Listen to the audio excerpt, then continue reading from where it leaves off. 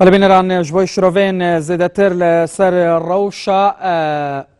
سوریا و هروا جوین جنیفسی و هروا روشا روشاوای کردستانی الاستودیو ملباجر سلیمانی میوانداریا شرزات یزدین و نره کانتون روشاوای کردستانی کریا بله کاک شرزات افدمت باش دا خویانیه که دا خود نویسه که دا آلدار خلیل بحثا و که دکه کو جوینه جنیفسی بی پی دو مجلس سوریا دموکراتیک بسر ناکوه یعنی چما دبیجن کو اف جوین بسر ناکوه اگر پی ده و مجلس سوریا دموکراتیک تیدا بجدار نبه راست افتشتكي راست بيب تفليبونا عالية كرد وعالية روجاوای كردستاني بپیده و بریوبریا خسر و انجمن سوریا دموکراتی اف کنگره و تو انجاما نگره و تو جدیت جی ام نابینن اف عالیه ما بجدار نبوی روجاوای کردستانی وک سیستما روجاوا وک مجلس سوریا دموکرات بجداری نهاد کرند وان جوین جنیفسی ده و نشانه وی که جدیت اکتونه دی چاره سریه ده هفدو دخابینم براستی وک دوبار کردنه که جنیوا یکو دوره جبرگ آنا دناو جنیوا دو سیده 2 سال بهتر در باس بوی و گلک تشت هاتن و گهرتن و حقیقتا هری سرکی اثبات بید چارچوبا وان 2 سالانه ده روجاوای کردستانی رقمك كس نكاره في رقمي شط بك يعني معادله درخه تشتك تشبوجي انا نشانه جنيف سي برنگكي مري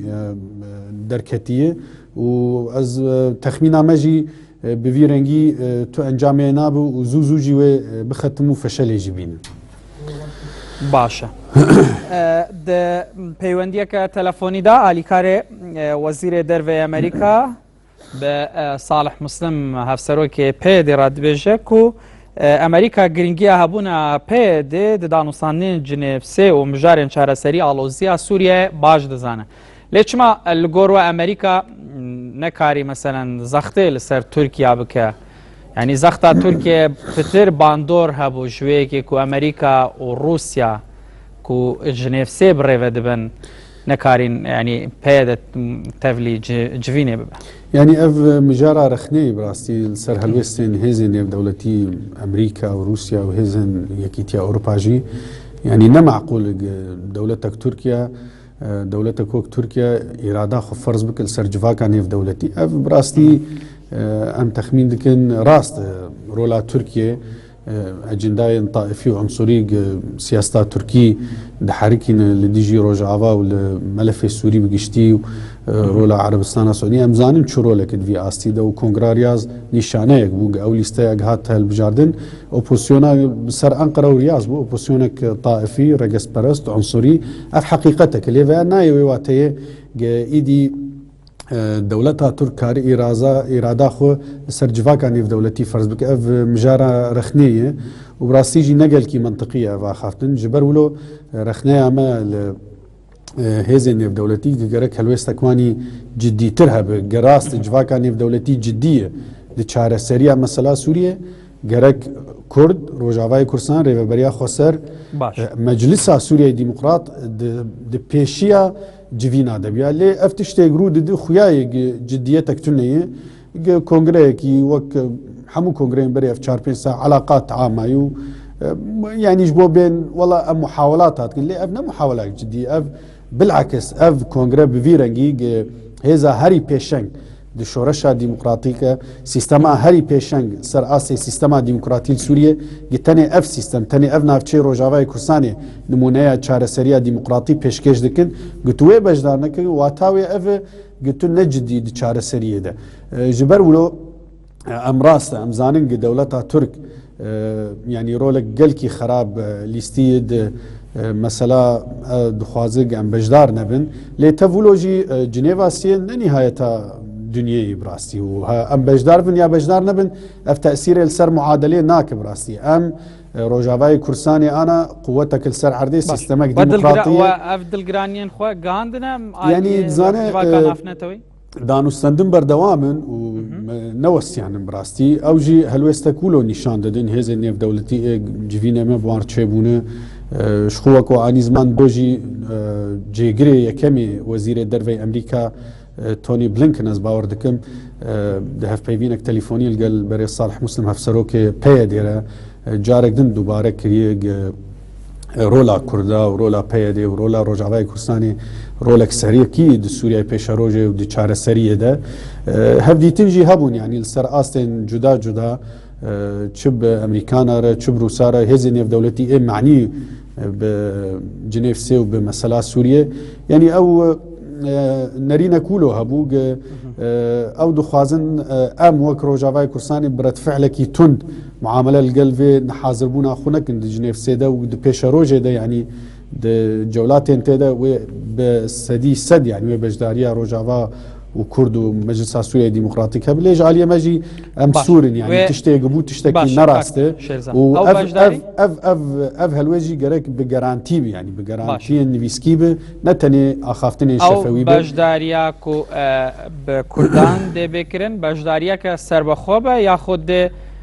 bejdariyak be li jêr navê rejimê yaxud li jêr navê etilafê be ne yanî ji xwe em ne rejimî jî qebûl dikin û em ne etilafê jî qebûl dikin yanî şandeya opozisyonê nabe gerek dibin seytira etilafê de be ya gerek bi rengekî mutewazin bi ya hemû hêzên dîmokratîk û ê opozisyonê bi hev re bin yan bi vî rengê opozisyonek regesperest û ew qaîma lîstar yaz ew lîste bi rastî lîsta rêxirawa Qaîdeyê lîsta Daişê jêr bijêr ev heqîqetek e em wek Rojavayê Kurdistanê Encumena Sûriyayê Dîmokrat nûnertiya opozisyona dîmokrat dikin gerek ev opozisyon wek Rojavayê Kurdistanê yanî mebestete ew e ene kese jî gel hewa hûnê li hev bikin wek aliyê Kurdî bejdar bin yaxud tenê kantonên Rojavayê Kurdistanê û Meclisa Sûriya Dîmokratîk em gi behsa kantonên rêveberiya Xweser dike ene kese ne bejdarê tê de lê bi deha alî û hizbên aliyên Kurdî bejdarin û ana tu temaşeyî helwêsta Kurdî bike heya partî û hêzên li derveyê rêveberiya Xweser jî nêzîkî 20 partî helwêstek fermî hevbeş derxistin li dijî ev nebejdariya Kurdin li Cinêv sê tenê ene kesê jî em zanin du sê partî ne pede keseyî û yekîtiya Brahim Biroyê û ewa jêr dibêjin teyar Mustaqbel Şepola Pêşerojê evana hêzin em zanin çilo girêdayî ecindayên dewleta Türkin û evana bi rastî bejdariya wan ana wek paşkoyek wek yanî du sê heb bixur birine فقیرێکی لە ستەمبولێ ڕوشتبوو جەماعەتە ئەنە کەسەیە ئەوانە بڕاستی برنە ئەوانە برنە تو ڕۆلاوان تو تەسیران نەوەک کورجی بەشدار بوون چماهۆن وەک پاشکۆ دبینن دەمەکیدا ئەوژی خوا وەک نونەرێ کوردان لە جنێف سێ دەدەن قەڵا یعنی ئانا توزان ئانا هەموو جیهان تۆ تەماشای میدیایە بکەیت و تەماشای لێدوانێن سیاسەتمەدارێ نێودەوڵەتی هەر کەس دەبێت کورد بەشدار نەبووی کورد هات دوورخستن جنێف سێ ئەوانە نونەرتیا کوردان ناکەم حەقیقەت یعنی یەکی وەک فواد عەلیک و عومەر ئۆسێ و پەروین ئیبراهیم ئەوانە ئانا نونەرتیا کورداتکن و بڕاستی بێرێزی بەرامبەر خوینە هەزار شەهید ئێمەی لە ڕۆژاوای کوردستانی یعنی نەتەنێ ئەتیلاف و لیستا قاعیدە و تورکیە و سعودیە چەند کوردێ بە ئەسڵ کورد یعنی بەشدارکردن رێژیمێژی شاندەیە رێژیمێژیش خوڕ یەکی وەک عومەر ئۆسێ بەشدارکردی على اساس بێ یعنی ئەف ژیوای کورد نابندن یعنی ئانا عومەر ئۆسێ و فواد عەلیک و حەکیم بەشار بوون نونەرێ کووردا ئەوە بڕاستی وەک نوکتەیەکێ پێکەنینەکە حەقیقەت نونەرێ کووردا کورد ئانا نەبێ نونەرن کورد ئانا ئەدرێسا کووردا دیارە دۆژی بەری دووریا شاندەیەک هەری باڵای ئەمریکا و فەرەنسا و بریتانیا سەردانا کۆبانی ڕۆژاوای کوردستانی کرد و سەرئاستی هەری بلند پێشوازی لوان هاتکردن و بە سەرۆکاتیا شاندەیە سەرۆکی ئەمریکا باراک ئۆباما برێت ماکۆرک ئەوە نیشانەیەکی جیهان جوواکە نێودەوڵەتی هێزە نێودەوڵەتی زانین کین و نەرێ کوردایە نە عومەر ئۆسێ و فواد عەلیک و حەکیم بەشار باشە دەبینە سەرڤێ مژارێژی لێ هەر بەریا چەند ڕۆژەکان سەرۆکی ئەنجومەنا نیشتیمانیە کوردی سووریا گوت ینی مەپرس کردوێ li gor we rêveberiyên Rojavayê Kurdistanê pêbendî biryarên Cinêv sê bin behsaveyekê kir ku got wê civaka nafnetewî we naçar bike hûn pabend bin yani Brahim Biro ana bûyî berdevkê civaka nêvdewletî ev jî baş yani heqîqet Brahim Biro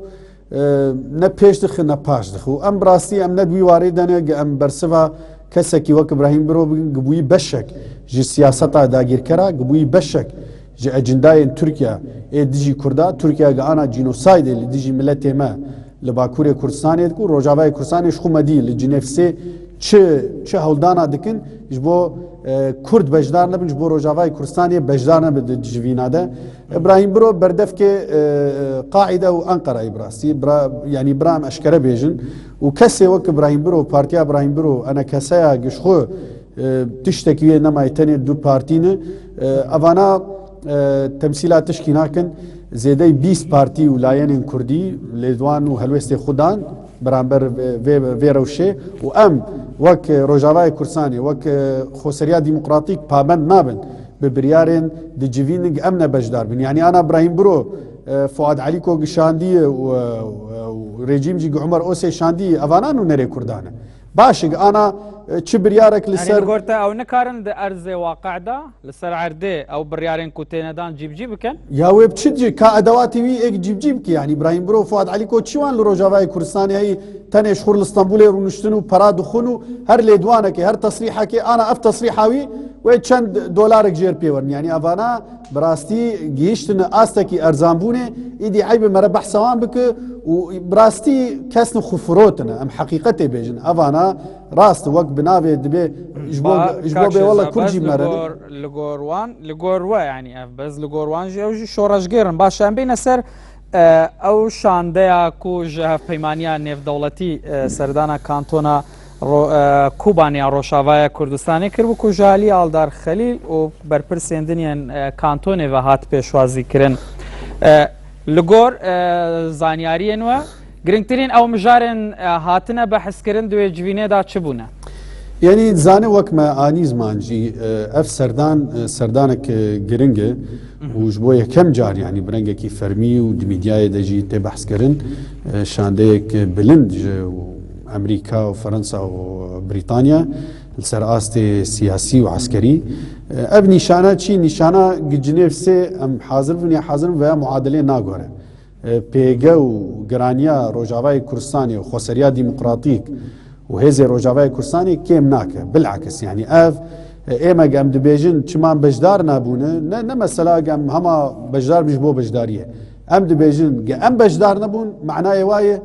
روشا سوريا خرابتر به چارەسەری تونەی جدیت تونەی جنێفسێ هەولدانێک فاشل جبر ام خمخوره چارەسەریە دیموقراطی و وەستانە وی شەرێ خراب سەرتاسەرێ سووریێ جبر ولو ام دبێنن بەشدار ببن جبر ولو ام دبێژن جبر مە سیستەمێک دیموقراطی پێش پرۆژاکمەی دیموقراطی چارەسەریە هەیە باش جواکان نێودەوڵەتی ئاناگل چارەسەریە دگەرە وێ چ نمونە رێجیمێ بگری ئەوێ نمونە داعش بگرێ حليف ائتلاف وانقره نمونه ديمقراطيك لسر عرديه وانجمنا سوريا ديمقراطي هاتي دامزران هذا سوريا ديمقراطي كان يعني ام ناخواز انتني دي تشارچوفي روجاوات بمين ام انا بيشنگيا ديمقراط كردنا سوريا دكن چه سر اسي عسكري چه سر اسي سياسي جبر ولو حقيقتنا برچاف كرن دي جنيف سيده ام دي بيجين جنيف سر ناغره اف سردان گرنگ و برهميجي باشن باش و اوان نشانه و سردانه دا کاک شیرزاد حتی چند گارانتیا و که کریا کو ترکیه ایرشی روشاوای کردستانی نکه و کو ددمن بوری دا هم اردوغان هم جی داودوغلو چند جارکان گف لروشاوای کردستانی خواریه يعني تزانه ام وك روجاواي كردستاني انا بشكي سركين هف بيمانيا نيف دولتي ديجي تيروري و پیوندی ما باشن لگل هیزن هف پیمانیان دولتی اف سردان جی دوی چارچوبه تی شانده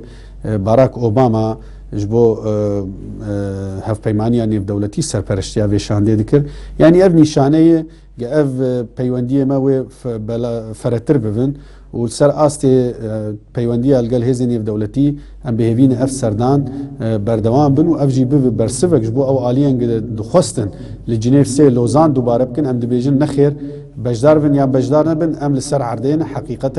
سيستم ديمقراطي هر كس نشاره معامله القلبي سيستمي والقلبي حقيقتي بك باشا ارتشا تركيا قفل يبهجي وهزن سوريا ديمقراطي كريا كو اگر درباسي جرابلس و دفرين دن ببن و او تدخل عسكري بكن فان جوینان دا يعني جارانتيا كاتيا كرن كو يبهجي بكاره مثلا او دفرين كو داعش اللي هي يعني تزانه برای نصره له بکار الشرط دا بکه زانا اول جوان يعني حمود تشتي جيفينا جي مرة نكار بيجي بشك يعني انا وك تركيا بريجي دقو روجلات روجاواي چمه فرات درباس کن هزه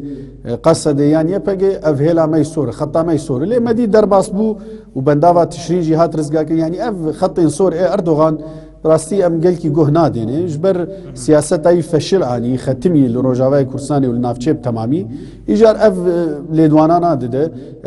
بشك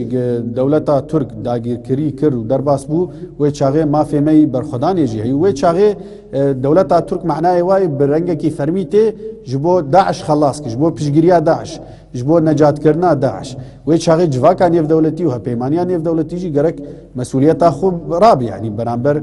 داگیر کرنا دولتا ترک بله